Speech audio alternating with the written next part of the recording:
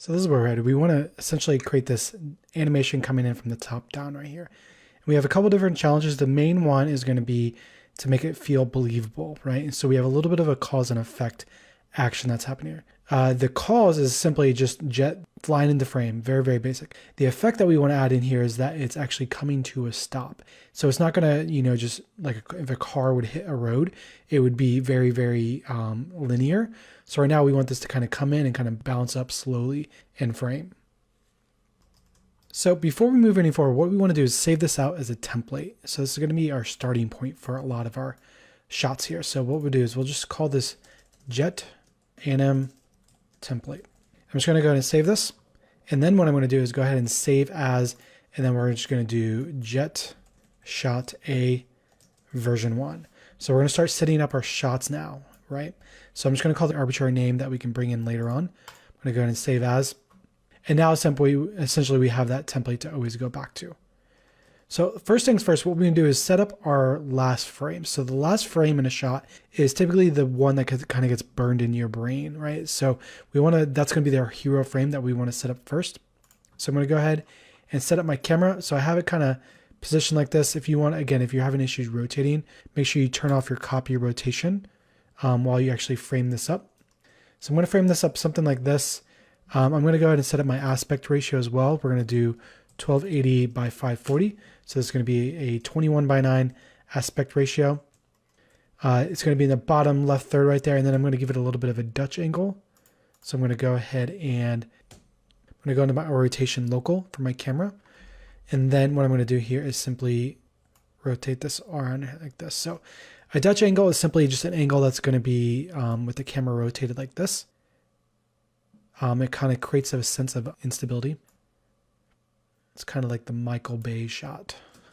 So frame that up, something like this, and that's going to be pretty good. And then we'll go ahead and just frame up our background too. So I'm just going to get some of that horizon back in there. I'm going to kind of scale this down to get some more of that in there, and we'll just make sure that we can see a little bit of the horizon in there. And now if we come in here, we can go back to our camera and just turn back on our copy rotation. That's looking pretty good. The frame range I'm going to set up here is just going to be 101 to 172. So why am I starting at 101? Basically, whenever you're working in a shot sequence like this, there's a high probability that we'll want to come back and actually extend this animation later on.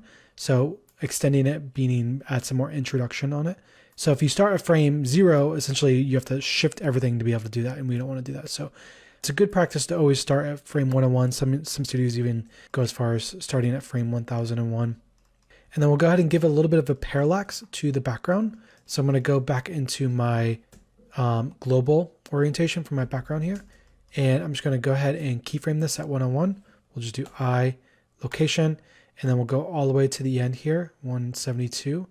And then we'll just move this back a little bit like this. Just a little bit. And then we'll do I, location. And we'll go ahead and scale this up a little bit so that we don't see that on the bottom right down there. So now when I play, you can see that, okay, the sky is now moving backwards. It's not physically accurate and it doesn't need to be. And in this case, it's going to work fine. It's coming to a slow stop, so we need to set this up to be a linear keyframe. So we'll just go over to our graph editor over here. We'll select A and then right click, and then we'll do interpolation linear. Now what we're going to do is simply keyframe this last frame here. So we'll go back to 172. And then we'll go ahead and select our outside controller. We'll go ahead and we'll kind of tweak this a little bit, maybe give that a little bit more of an angle like this. And then we'll go ahead and do I, location, I, rotation.